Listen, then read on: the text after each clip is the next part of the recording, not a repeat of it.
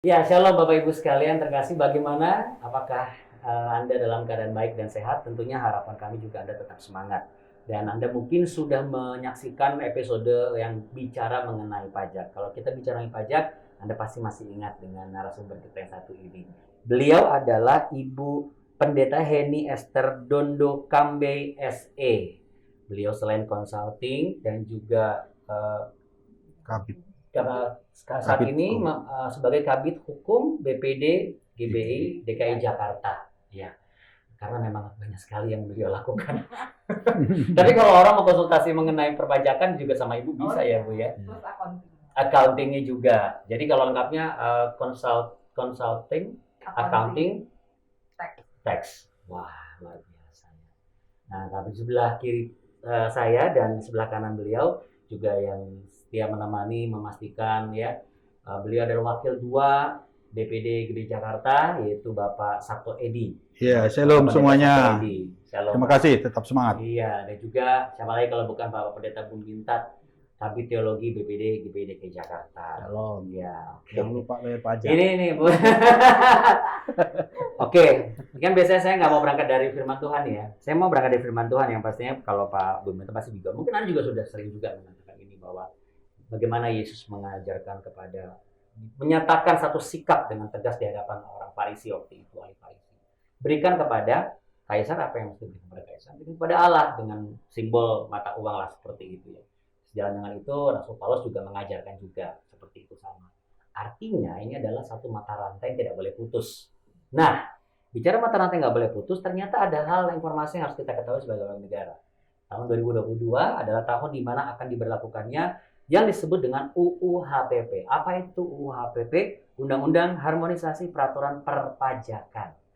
Nah, Bu, di sini memang tujuannya ini sangat-sangat luar biasa. Supaya ada yang namanya growing ya, membangun, memastikan perpajakan itu adil. Kalau adil udah pasti merata, sehat. Udah sehat berarti efektif, nggak membuang waktu, nggak membuang tenaga, dan akuntabel. Akuntabel berarti warranty-nya sudah dipastikan terjamin. Bukan untuk kepentingan pribadi, tapi kepentingan untuk kebutuhan kebaikan masyarakat banyak, kira-kira seperti itu. Tapi Bu, bisa dijelaskan apa sih yang ditetapkan tanggal 7 Oktober 2021 itu? Barangkali mungkin ada yang miss, karena kan kita sering pelayanan. Kalau hal-hal seperti ini kan mungkin ya itu kadang-kadang suka nggak kepikiran lah gitu ya. Apa yang bisa disampaikan Bu? Singkat saja sederhana. Mungkin kita sebagai hamba Tuhan ya, kita juga perlu mengetahui apa sih yang sudah dibuat oleh negara ini. Iya. Gitu. Nah, mungkin kita udah dengar juga nih bahwa ada Undang-Undang Ciptaker. Betul. Nah, ternyata Undang-Undang Ciptaker itu di dalam undang-undang itu ada kita menamakannya klaster perpajakan. Nah, di dalam klaster perpajakan itu ternyata ada lagi yang namanya Undang-Undang Harmonisasi Perpajakan, ya, peraturan perpajakan. Itu dibagi 3 sebenarnya. Itu kan ditetapkannya 7 Oktober 2021 pada sidang paripurna MPR DPR. Ya. Ada 3 hal yang ditetapkan, yaitu perinciannya adalah Dirjen Pajak menjabarkan mengenai Undang-Undang HPP itu dari segi Undang-Undang KUP. KUP itu Ketentuan Umum Tata Cara Perpajakan, dan Undang-Undang Pajak Penghasilan. Ketiga, Undang-Undang Pajak Pertambahan Nilai. Itu 3 hal itu sih sebenarnya. Dan kita sebagai hamba Tuhan, kita perlu mengetahui apa sih gitu. Terus kenapa kita perlu mengetahui tentang perpajakan? Seringkali hamba Tuhan suka alergi gitu. Sebenarnya mungkin bukan alergi ya. Suka sering gatal-gatal sama sering-sering alergi sih enggak Pak ya. Cuman kayaknya garuk-garuk gatalnya tuh gini, padahal enggak gatal gitu loh. Mah garuk-garuk gitu. Maksudnya apa ya gitu loh gitu. Terus akhirnya ujung-ujungnya apa? Ya ini kan kita semua juga karena kasih kemurahan Tuhan. Ya memang walaupun bagaimanapun juga saya setuju banget ya, kasih kemurahan Tuhan tentu tidak hanya sebatas itu saja. Kan kita pasti juga rindu sekali diberkati berlimpah-limpah. Ternyata di balik kerinduan diberkati berlimpah-limpah ada kewajiban dan ketentuan yang harus kita penuhi nih Bapak Ibu. Sebagai hamba Tuhan, sekalipun itu pemberian. Mungkin Anda berpikir, saya nggak habis pikir, masa dikasih orang terus saya pasti store lagi? Nah, jadi mungkin kita mulai dari ini dulu, dari yang jikalau seorang hamba Tuhan memang Tuhan Mas Tuhan izinkan berprofesi, memiliki CV, baik atas nama sendiri ataupun bersama-sama, itu berarti masuknya kemana tuh? Itu ada dua, masuk ke ketentuan umum tata cara perpajakan bahwa dia adalah seorang warga negara Indonesia, dia juga sekalipun dia seorang pendeta tapi dia punya bisnis. Maaf izin, sekarang sudah ada beberapa hamba Tuhan juga yang masih WNA nih. Apakah juga dikenakan pajak seperti ini? Kalau WNA itu apakah dia punya bisnis atau enggak? Kalau tidak punya bisnis, misalnya hanya melayani di Indonesia, katakanlah dalam kurun waktu, katakanlah mungkin sementara. Ya, gini, ada peraturan di Undang-Undang KUP itu apabila sama sih sebenarnya peraturannya dengan kalau kita ke luar negeri. Kalau kita tinggal di luar negeri, 183 hari kita ada di luar negeri, kita sudah termasuk wajib pajak luar negeri. Tapi kalau misalnya kita dari 183 hari ini kita masuk keluar itu kita masih wajib pajak dalam negeri Indonesia maksudnya. Nah, sama juga dengan yang orang asing. Orang asing kalau dia sudah tinggal lebih dari 183 hari tidak pulang ke negara atau tidak keluar dari Indonesia, itu dia sudah termasuk sebagai wajib pajak dalam negeri. Sekalipun seharusnya masih WNA. Iya, sekalipun masih WNA. Nah, kemudian kalau WNA itu ada lagi, apakah izin kerjanya dilihat, kitabnya, semua itu ada dari imigrasi. Kemudian kalau ada yang menunjang atau ada perusahaan yang menunjang dia ada di situ, ya kewajiban perpajakannya apabila dibayarkan salary itu langsung berjalan kewajiban perpajakannya. Kenanya pajak penghasilan pasal 21. Oke, kita masuk ke poin salary tadi. Iya. Ya. Semua hamba Tuhan kan tidak ada yang namanya salary dalam pengertian bukan gaji ya Bu ya, atau penerimaan. Salary itu berarti gaji. Jadi rutin. Setiap bulan betul. Dia mendapat pemasukan sekian. Betul. Oke. Dan di sini berarti termasuknya ke PPH Bu. PPH berarti kalau di sini dikatakan 5% itu penghasilan sampai misalnya 60 juta ini dalam 1 tahun. 1 tahun. Ya. Berarti 5%-nya itu di tahun berikutnya dia harus setor. Bukan. Laporkan atau bagaimana? Jadi begini, kalau kita sebagai karyawan, kita akan dipotong pajaknya setiap bulan, tetapi kita dihitung gaji kita dalam 1 tahun. Misalnya dalam 1 tahun gaji kita 70 juta. Berarti pajak yang dihitung adalah 5% dikali 60 juta, sisanya yang 10 juta dikali 15%. Mohon izin Bu, saya potong. Kalau seandainya gereja menerapkan bukanlah memandang semua pelayan itu sebagai karyawan, tetapi memang ingin memberkati secara rutin lah, katakanlah seperti itu, untuk membantu mereka yang sudah memberikan kontribusi besar buat gereja. Apakah itu termasuk salary yang ditetapkan dalam undang-undang perpajakan? Oke. Kalau gereja itu dia bukan objek pajak. Oke. Tapi apabila gereja memberikan rutin kepada full timernya, si full timer ini atau yang bekerja di gereja ini, bagi dia itu adalah penghasilan. Termasuk salary juga. Termasuk salary. Dan itu termasuk masuk ke ranahnya pajak undang-undang PPH. PPH tadi. Ya, pajak PPH tadi. penghasilan. Ya. Karena itu termasuk adalah tambahan kemampuan ekonomis, gitu, di undang-undang PPH pasal 4. Kalau di bawah 60 juta? Kalau di bawah 60 juta dia bisa lapor pajaknya nihil sebenarnya. Tapi tetap harus lapor? Tetap harus lapor. Oke, jadi sekalipun dikatakan nihil tadi bukan berarti saya nggak usah lapor. Berarti tetap harus lapor ya Bu? Lapor. Apa yang terjadi jika saya tidak melapor walaupun itu nihil? Ya, kategorinya nihil misalnya. Dapat surat cinta.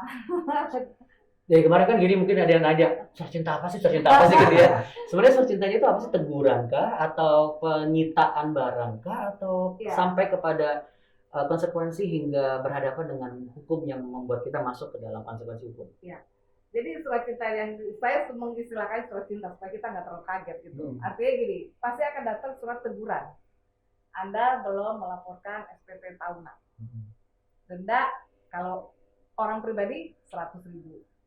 Tapi kalau misalnya 10 tahun kita nggak ngelapor ya 10 kali 100 gitu. Nah, Anda belum melapor SPT tahunan.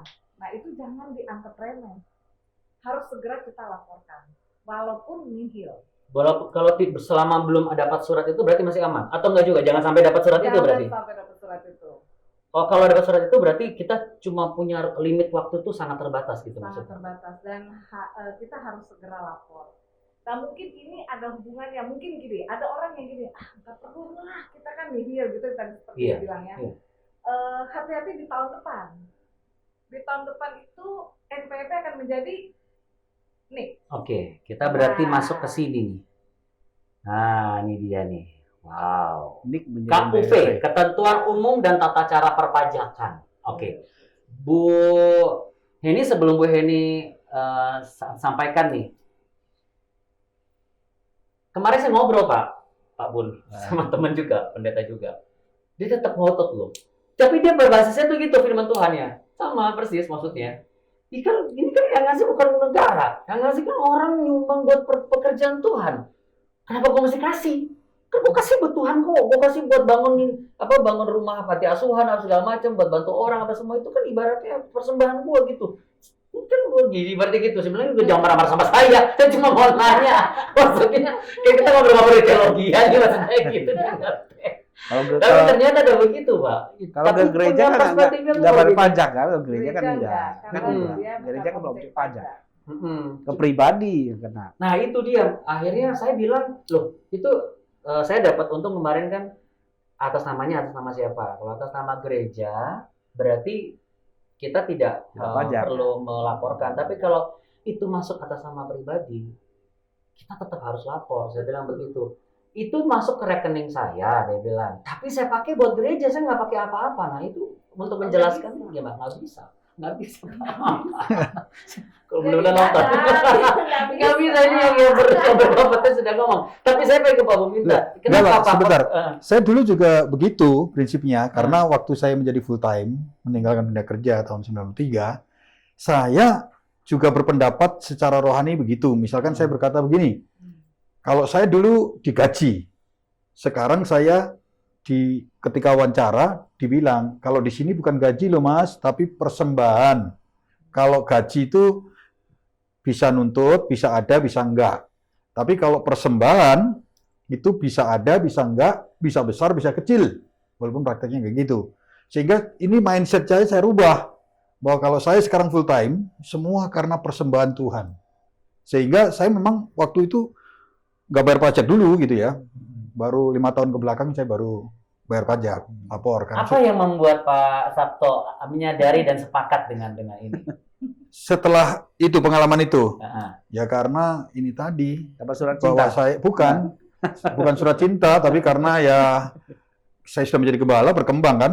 Jadi istilahnya dulu saya pikir persembahan karena tidak bisa diperhitungkan. Nah ternyata itu kan ini tadi. Karena sudah jadi gembala. Iya. Ya kan, berarti betul. Mungkin mengikuti kualitas juga mengikuti kapasitas ya. Iya. Tapi makanya saya kalau minta nih. Ini masalahnya teman saya orangnya baik banget itu. Cuman gembala juga gitu loh. Tapi apa yang maksud saya gini, ini kan pengertian kalau kita sudut pandang teologis ini kan agak sulit ya. Karena setiap hamba Tuhan merasa berhak untuk mengartikan dan menafsirkan menurut dia, tapi saya pengen dari Pak Bun. Ya nggak bisa kan, kita hidup dalam sebuah sistem negara, ada aturannya.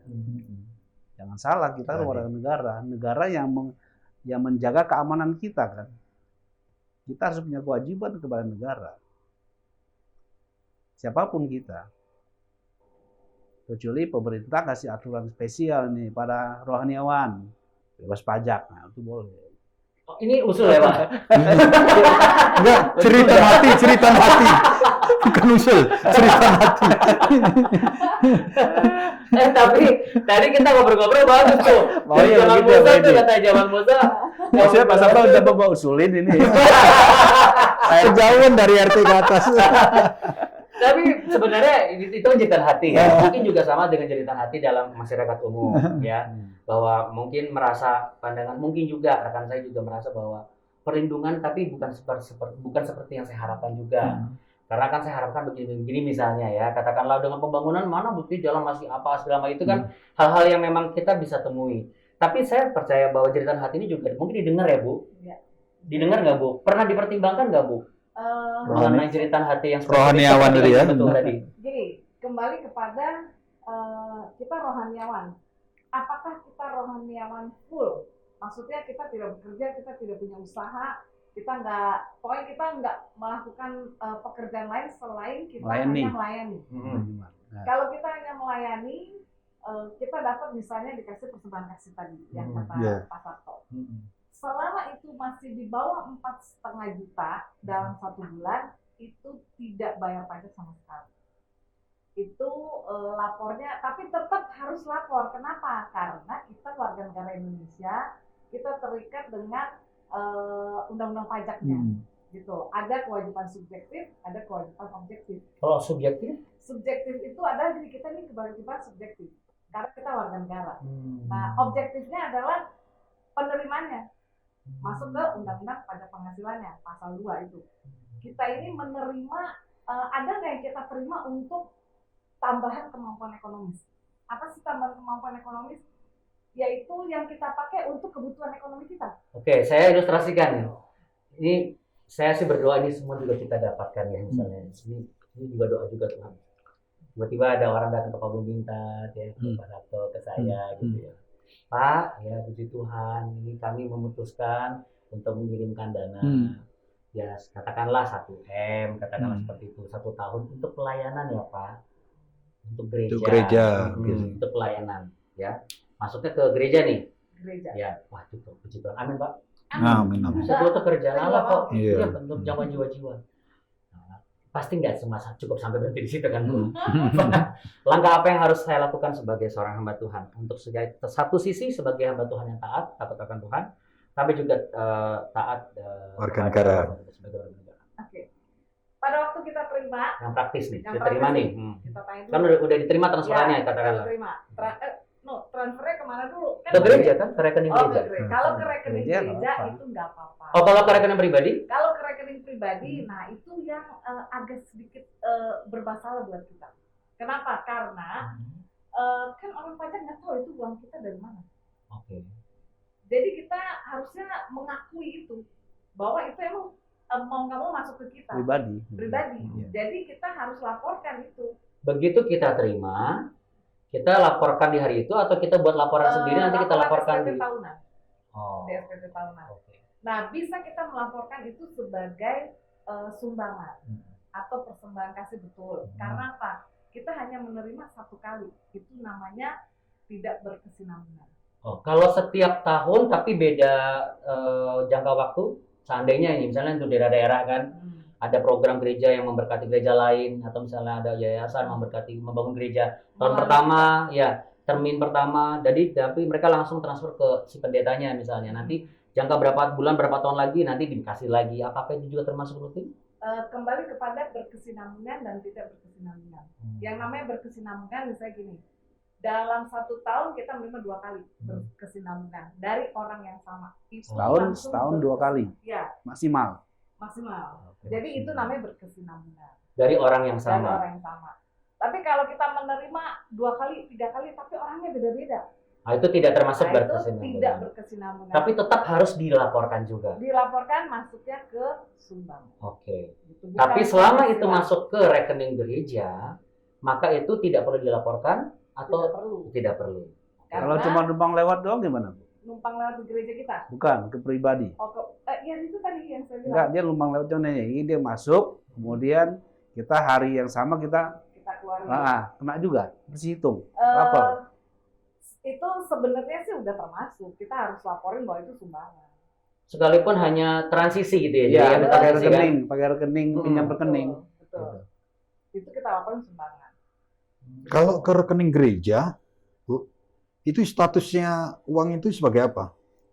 Uang gereja Ya, kan? uang gereja. Uang gereja. Jadi nggak perlu Nggak lapor. perlu kan bebas. Nggak, nanti penyumbangnya nggak dilacak.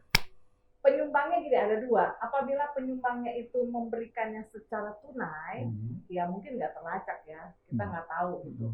Tapi apabila dia transfer, lebih baik kita mengusulkan kepada si penyumbang, Pak, supaya perusahaan ini, misalnya nyumbang perusahaan ya, Pak, supaya perusahaan Bapak mendapatkan potongan pajak, Bapak tolong hubungi yayasan yang ditunjuk pemerintah melalui peraturan pemerintah nomor 60. Yang saya ketahui, YASKI. Oke. Yayasan Sumbangan Sosial Keagamaan Kristen. Oke, kita ulangi lagi ya Bapak Ibu. Jadi ini salah satu langkah praktis yang menjadi solusinya ya. Jadi sebelum kita masuk ke apa aja KUP tadi. YASKI, Yayasan Sumbangan Sosial Keagamaan Kristen Indonesia. Apa fungsi YASKI dalam hal praktis ini? fungsi kita tuh Yaski memberikan potongan pajak.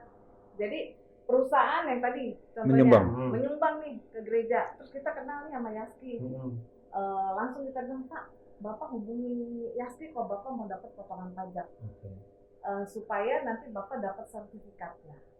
Nah, kalau Bapak punya sertifikat itu, sumbangan Bapak itu bisa dimasukkan sebagai biaya. Kalau nggak ada sumbangan, nggak ada sertifikat itu, sumbangan itu nggak akan dianggap sebagai sumbangan, sebagai biaya. Itu akan dianggap sebagai penghasilan. Jadi mungkin mulai sekarang Bapak Ibu yang memang selama ini Tuhan sudah izinkan ada beberapa orang setia ya dengan gereja, donatur dan juga selalu memberikan persembahan kasih, walaupun mungkin mereka tidak ada niat apapun itu, tapi ternyata memang ada aturan yang memang akan dilakukan, dan itu semakin absolut sifatnya ya di tahun depan ini ya Bu, di pemberlakuan ini sifatnya. Ya, betul. Tidak akan udah pasti nggak akan berubah, dan tidak ada pertimbangan khusus, sekalipun kita itu rohaniawan, sekalipun kita bergerak dalam bidang religius juga nggak bisa. Enggak, karena kita warga negara Indonesia dan sudah diatur di Ketentuan Umum Tata Cara Perpajakan. Oke. Nah, sekarang kita masuk ke poin tadi. Berarti tadi sudah jawabannya. Dari pengalaman Pak Sabto, ya seharusnya kalau kita dulu belum naik level, setelah naik level harusnya makin mau coba masih mengerti ya. Kalau dari Pak Bumita tadi, ya kembali lagi, coba pemikirannya harus lebih disadari. Kalau saya bilang itu kepada nurani kita sebagai warga negara ya, kita di bawah negara Indonesia ini. Ada nurani dan ada untungnya dari pemerintah. Iya. Nggak bisa hanya nurani. Negara kan punya kuasa. Ya, itu dia. Ya, dia punya kuasa itu maksa. Kalau saya lihat sih karena itu mata rantai nggak boleh putus tuh. Yesus aja bisa diterima Paulus, masa kita aja nggak ikutin gitu ya? Mau berdoa supaya bikin negara bikin bebas pajak tuh rohaniawan. Nah, itu boleh. Iya, iya. Bu, enggak gini Bu. Mungkin gini. Mungkin mewakili juga. Apakah pemerintah memikirkan atau merenungkan, menimbang-nimbang hal yang bisa menyederhanakan atau bukan memudahkan, tapi menyederhanakan kehidupan kami sebagai rohaniawan, supaya mungkin pada saat lapor nggak repot, lalu nggak mesti harus pakai, kan apalagi NPWP. Kalau kita bicara NPWP kan agak repot tuh Bu. Ya kan, bikin ini NPWP nanti ada double NPWP ini NPWP itu. Nah, jadi apakah mungkin yang disampaikan ini juga salah satunya sebagai bukannya terobosan menurut saya, tapi apakah itu solusi juga? Perlu diingat ya, tadi ada yang nyebut NPWP. Susah bikin NPWP, jangan khawatir, tahun depan nggak susah lagi. Kenapa? Ini ada Pak RT nih. Tahun depan itu, menurut Undang-Undang HPP, NIK akan menjadi NPWP. Wah. Nomor induk kependudukan. Jadi yang belum sempat atau masih bingung bikin NPWP, nggak usah bikin NPWP karena tahun depan sudah NIK-nya sudah jadi NPWP. Jadi apabila nanti dari Kementerian Dalam Negeri linknya sudah nyambung, itu langsung ketarik otomatis ke pajak. Nanti pajak akan bisa mengetahui NIK nomor 1234578 itu adalah keluar semua. Siapa kepala keluarganya, Pak Sabto, ketua RT, terus istrinya, anak-anaknya keluar semua. Statusnya. Statusnya. Itu keluar semua tuh semua hal yang ada kaitan dengan di kartu keluarga. Oke. Jadi sebenarnya NPWP itu, nomor NPWP itu satu nomor itu untuk satu keluarga sebenarnya.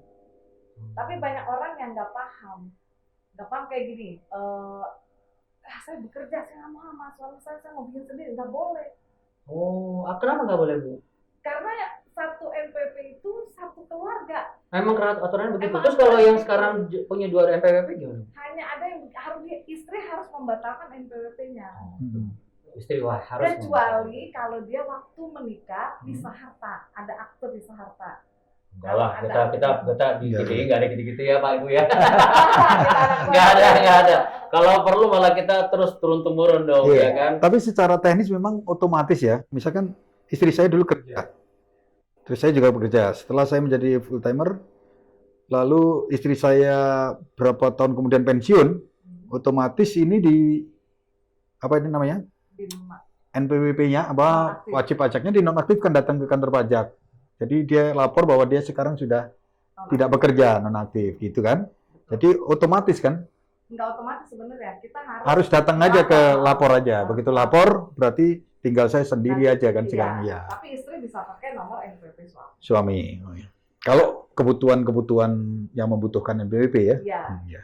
Tapi Nah. kalau NIK udah kalau NPWP kalau NIK sudah berlaku menjadi NPWP ya, itu yang Pribadi lagi. tetap satu pribadi, cuman Satu keluarga. mungkin ini yang membuat maksudnya gini, kita sebagai hamba Tuhan harus tahu ini. Jangan suatu saat nanti kita kaget, loh kok saya didatengin orang pajak, saya belum lapor pajak. Nah itu bahaya. Nah betul nih, karena di sini penggunaan NIK sebagai NPWP itu ibaratnya ini pembayaran pajak dilakukan bila ada penghasilan setahun di atas batasan PTKP, terus peredaran bruto di atas 500 juta, apalagi bagi yang belum termasuk juga bagi pengusaha yang membayar PPh final 0,5%. Ini maksudnya bagaimana nih Bu? Kalau kaitannya dengan kita dengan posisi kita sebagai hamba Tuhan atau sebagai gembala ini, sejauh mana yang harus kami perhatikan untuk bisa kami penuhi kewajibannya? Gini, pengguna NIK sebagai NPWP tidak serta merta menyebabkan setiap orang membayar pajak, enggak ya. Nah, pembayaran pajak itu dilakukan apabila misalnya itu langsung nge-link tuh sama rekening kita. Itu yang tadi bilang Ibu tadi ya, kalau kita menerima sesuatu itu langsung ketahuan di Iya, situ. betul sekali. Jadi hati-hati rekening kita nih. Jadi orang suka bilang kalau gitu kita simpen pun di bawah bantal. Nggak ketahuan Uang cash. pajak. Tapi kan nggak bisa. Itu kan rekening udah sekarang kan semua udah online. Semua satu tangan kita bisa melakukan dengan transfer apa gitu kan. Itu dihitung apa Bu? Itu dihitung dari kapan? 5 tahun ke belakangan atau kan selama ini kan misalnya ada, waduh saya nggak ngerti, nggak nyangka loh gitu kan kita pakai rekening gereja atau apa gimana? Kira-kira berarti ini kita harus siapin dari apa? Kita perhitungan dari yang kemarin-kemarin berapa tahun Ini kan belakang? berlakunya nih sebenarnya sih udah berlaku, tapi mungkin karena saya belum tahu apakah link dari Kemendagri itu udah nyambung atau belum. Tapi pastinya tahun depan itu akan nyambung. Kalau itu nyambung, itu akan nyambung ke semua, termasuk rekening. Historical kita semua yang dulu-dulu itu. Betul sekali. Wow. Jadi kita siap-siap aja, maksudnya tahun depan nanti itu akan kelihatan. Jadi dari rekening kita akan terlihat. Nah, apabila dalam 1 tahun itu masih di batas di bawah 60, ya kemungkinan kita nggak melapor pajak lah, gitu. Kan di sini dia pokoknya batasnya adalah penghasilan setahun di atas batasan PPKP. Penghasilan tidak kena pajak. 1 tahun untuk diri sendiri 54.500. Terus kalau kita menikah tambahan 54.500 atas istri. Kita punya anak 3 54.500 ini dikali 3 tambah istri tambah suami. Itu batasan tidak kena pajaknya. Tidak kena pajak. Dan jikalau salah 1 tahun jumlah yang kita terima yang masuk ke rekening kita itu tidak lebih besar dari jumlah anggota dalam keluarga ini, PPKP. berarti tidak kena pajak. Iya, tidak Wah, kena makin pajak. banyak pendeta punya anak banyak ini. Nggak boleh banyak-banyak. Oh, kita punya anak langsung 5 aja sampai lama. Fokusnya 3 anak, yang 2 kali. Oh, tetap yang 3-nya nggak boleh. Yang 2 Jadi hitung yang 2. Nggak dihitung, tetap Anak boleh. swasta. Kita tahunya cuma 2 sama 3 ya gitu ya. 3 itu untuk ya pajak lah, mengurangi itu aja. Yang kita perlu doain adalah supaya saya sih maunya supaya pemerintah juga bisa naikkan PPKP-nya, penghasilan tidak kena pajak. Sekarang kan udah Kalau pribadi tadi berapa? 54. 54.500 ya? 500. Terus kalau sama istri tambah berapa? 54.500 Berarti tambah 108. 54.500. 108. Kalau anak itu, anaknya hitungnya berapa? Satu 3. anak. Satu. Tapi anak itu di bawah umur 21 tahun kalau dia belum kuliah, belum kerja. Ah. Kalau dia udah kuliah tapi belum kerja. Oke. Oh, tapi kalau dia sudah kerja, nggak bisa lagi. nggak bisa Dia termasuk dari yang itu Dia nanti harus tidak. melaporkan sendiri. Oh iya, berarti nggak masuk ke Nggak link, masuk ke yang link yang tidak kena pajak ini ya. Iya. Berarti bikin adanya lagi yang baru. Tapi kalau anak anak hitungnya berapa? 54.500 juga. Oh. Jadi secara praktis nanti anak yang sudah bekerja Berarti dikeluarkan dari kalau tiga kakak, gimana gede dong? kartu keluarga ya? Iya kan? Kakaknya nggak keluar, tapi perhitungan pajaknya. Perhitungan Kan pajaknya tadi dia Nik, dapat lagi. Nik jadi wajib pajak. Iya, Berarti seisi rumah itu kan sudah terdaftar di situ. betul. Nah, Tapi anak-anak saya yang sudah bekerja ini pelaporannya gabung sama bapak nanti. Nah, itu nih sekarang lagi pengaturan kantor pajak sebenarnya lagi sibuk tuh sekarang karena pengaturan NIK ini gitu kan ada yang kayak gini kasus kayak gini. Kalau menurut saya tetap lapor bersama dengan papanya, di situ penghasilan anaknya ada kolomnya. Tapi anak yang sudah berpenghasilan ini tidak termasuk kebijakan pengurangan tadi ya. Iya. Berarti kalau istri sudah berapa itu? Tambah 3 anak 5 kali 54 jutaan itu. Iya. Berarti sekitar 54.500 tambah 54.500 istri karena status menikah, terus tambah yang anak 54.503 enggak 5. enggak sama Ya. kan kita pribadi Ya, satu. berarti 54.500 kali 5. Nah, berarti 200 berapa juta itu nggak kena pajak. Gede dong berarti itu. Gede yang kan. Besar. Negara Besar, ya? masih baik tuh. Negara masih baik. Iya, tapi bagi yang punya usaha juga Kecil. iya. Soalnya Pak, ini di sini ada juga beberapa. Jadi gini, nggak apa-apa kita bicara seperti ini. Kenapa Bapak Ibu? Saya juga awalnya kita juga agak cukup kaget juga. Maksud kaget itu bukan berarti kita nggak mau taat, benar ya. Tapi saya percaya sih Tuhan pasti akan tolong lah. Ya, Adanya Ibu Heni di mengertikan gitu. hal-hal seperti ini, apalagi kehidupan beliau selalu dikelilingi dengan orang-orang yang memang menjalankan roda pemerintahan ya. Saya percaya ketemu dengan baik dari staf presiden, kemudian menteri keuangan dan sebagainya. Saya yakin beliau pun juga mewakili aspirasi dan isi hati kita, termasuk jeritan hati kita juga semua. Ya saya yakin itu. Walaupun memang pada akhirnya kehadiran Bu Heni di dalam ngeteh ini menurut kami adalah penting. Kenapa? Mari kita bersama-sama kita harus berjuang untuk memastikan hamba Tuhan di GBI adalah hamba Tuhan yang bijak. Karena orang bijak itu taat pajak. Kan? Iya. Seperti itu. Orang bijak takut Tuhan. Ya. Orang takut pajak takut sama Tuhan. Iya. Tapi kalau slogan itu ya orang bijak taat pajak gitu ya slogannya ya. Takut Tuhan, taat pajak. Taat pajak. Tuhan taat pajak itu Tapi berlaku buat orang tiba-tiba jadi nyesek ya. Minum boleh nggak? Saking sesatnya kena pajak kan. Batuk-batuk. Iya betul memang. Itu sampai saking ininya ya saking bener-bener itu tadi saya bilang Mikir terus. pajakan ini iya ya, tapi Bu, ini kan memang kalau kita bicarakan implementasinya terlalu rincinya terlalu banyak. Boleh nggak Bu langsung ke langkah praktis yang harus saya siapkan untuk memasuki nanti kan kita tahu di bulan Maret ya kalau nggak salah batas akhir pelaporan itu ya. Iya. Berarti kita harus ini kan belum online nih ya atau sudah?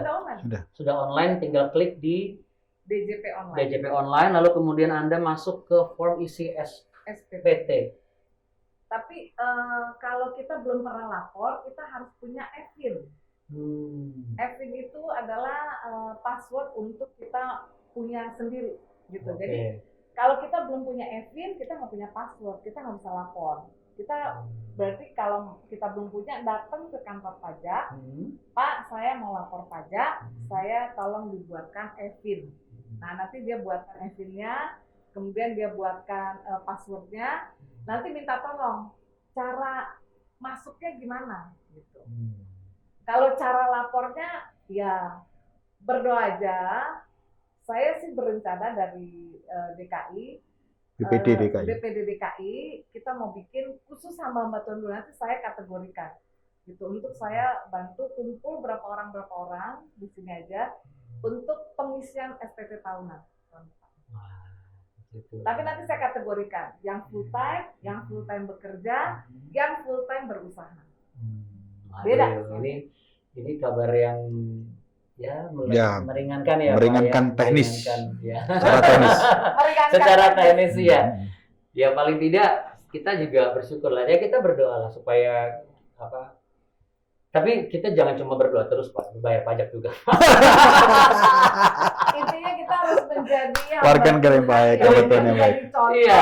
Jadi nggak boleh iri ya dengan hamba Tuhan yang lain ya, misalkan di luar kekristenan ya. Boleh gitu, kita nggak boleh iri ya. Karena itu pun juga berlaku juga. Berlaku semua. Ya, karena kita ada Yaski, di saudara kita juga ada Basnas ya. Artinya pemerintah dalam hal ini adil, percayalah Bapak Ibu. Kita doakan terus pemerintah supaya akan juga Bu Heni juga tetap sehat, juga muncul orang-orang takut akan Tuhan di lingkungan pemerintahan kita, supaya apa yang menjadi roda pelayanan kita juga dengan adanya aturan dari pemerintah itu justru tidak membebankan atau melambatkan roda pelayanan, tetapi justru itu akan semakin membuat kita semakin melaju kencang. Iya. Karena apapun yang Tuhan wariskan dari zaman dulu, kalau itu udah ngobrol tadi tuh sebelum syuting kan apa tuh dari zaman Musa belum diimplementasikan Raja-raja. atau diimplementasikan di Raja Yoas, ya kan? Bagaimana Yoas tuh menyuruh ke Bangsa Israel. untuk dipungutin dari semua warga, tapi untuk membangun mesbah ya lain sebagainya. Memang di zaman itu katanya Lewi tidak dipungut karena nggak enak sama Tuhan katanya. Cuman kalau ini udah bukan zaman Yoas lagi, Pak. Jadi nggak ada yang Tuhan enak sama Yesus. Tuhan. Jadi kalau Ini kita Tuhan nggak Yesus. bayar pajak, kita punya duit nggak bisa beli apa-apa juga yang Iya, bersurat, betul. kan percuma. Nah, Iya. ini berhubungan dengan Pak Bun bilang. Nah, gimana Pak? Gimana Pak? Ini Nih, saya nggak bayar praktik pajak, ini. saya dapat duit banyak. Hmm. Saya nggak bisa beli barang-barang yang harus punya surat kan? Iya. Kecuali buat makan jalan-jalan Iya. dulu. Iya, iya betul. Karena bagaimanapun itu saling berkait ya satu Iya. sama lain. Iya. Ya, mungkin sebelum kita closing ya Bu, karena ini sudah di ending ya.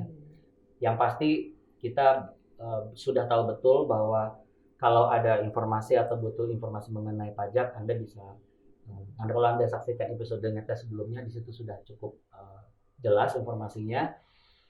Dan dari yang disampaikan oleh Pak Sabto tadi bahwa ketika kita naik kapasitas kita ya, kualitas kita juga harus naik. Kita harus juga mau belajar. Kita mau belajar jadi hamba Tuhan, full timer, ya berarti juga harus belajar juga menjadi warga negara yang full juga sebagai warga negara baik. Karena bagaimanapun juga mungkin ada hal-hal kurang dari pemerintahan kita barangkali.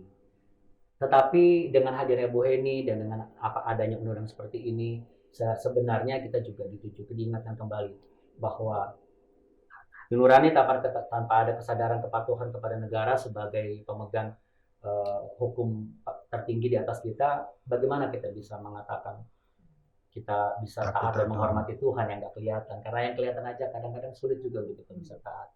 Dan mungkin barangkali bukan zamannya sudah berubah, tapi kita sudah harus maju. Kita harus mulai berani maju keluar dari zona yang hanya mengandalkan satu pemikiran bahwa kita ini kan hidup karena kasih pertolongan Tuhan, semua karena persembahan kasih dan kasih kemurahan Allah. Ya, kasih kemurahan Allah tidak akan kurang atas kita semua, kita percaya itu. Pak Sabto ada yang mau di-share Pak? Cukup. Cukup Pak Komentar? Iya. Jadi jangan lupa kita bayar pajak untuk kebaikan kita juga. Jangan lupa itu. Iya. Bagaimanapun juga supaya hak kita dilindungi kan. Betul. Iya. Betul. Amin. Satu hal lagi boleh? Boleh silakan Bu. Saya baru mau kasih kesempatan ke Bu Heni.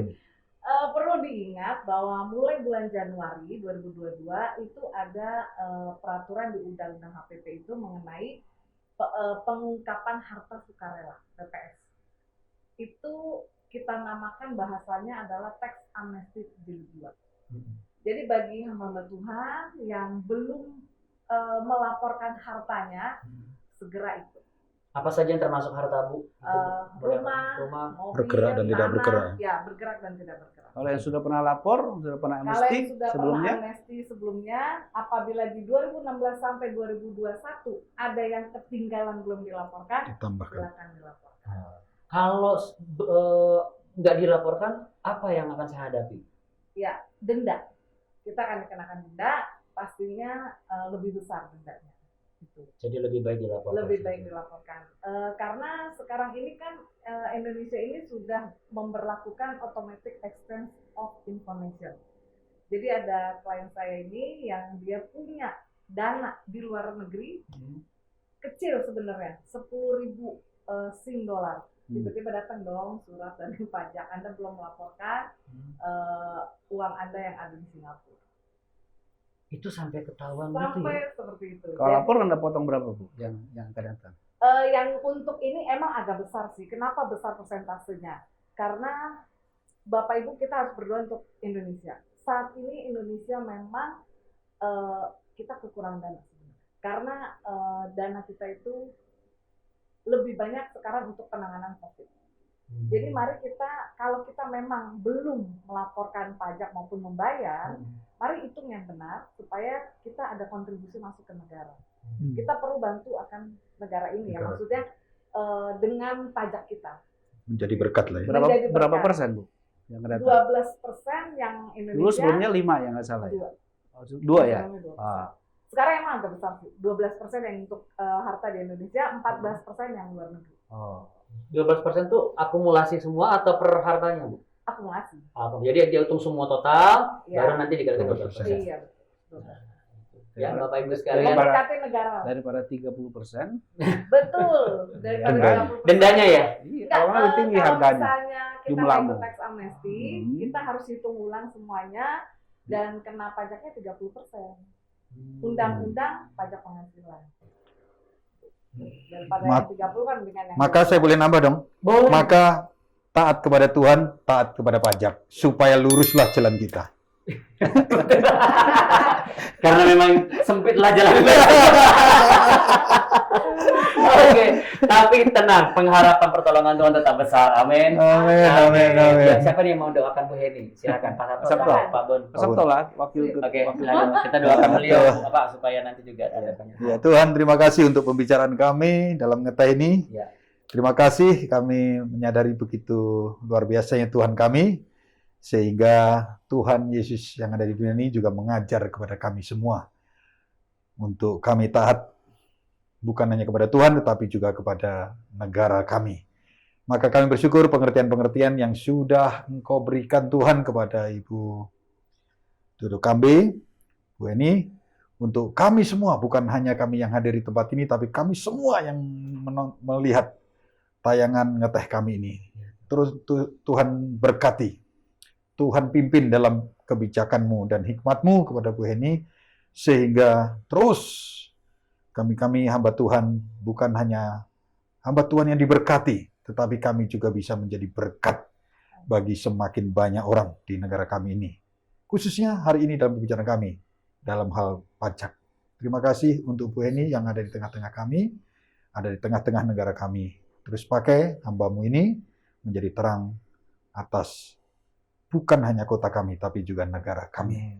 Terima kasih untuk ngeteh kami hari ini, pencerahan yang Tuhan berikan kepada kami, dan biarlah kami melakukan apa yang sudah kami mengerti lewat tayangan ini. Di dalam nama Yesus Dalam nama kami berdoa. Haleluya. Amin. Amin. Amin. Makasih Bu, Pak silakan.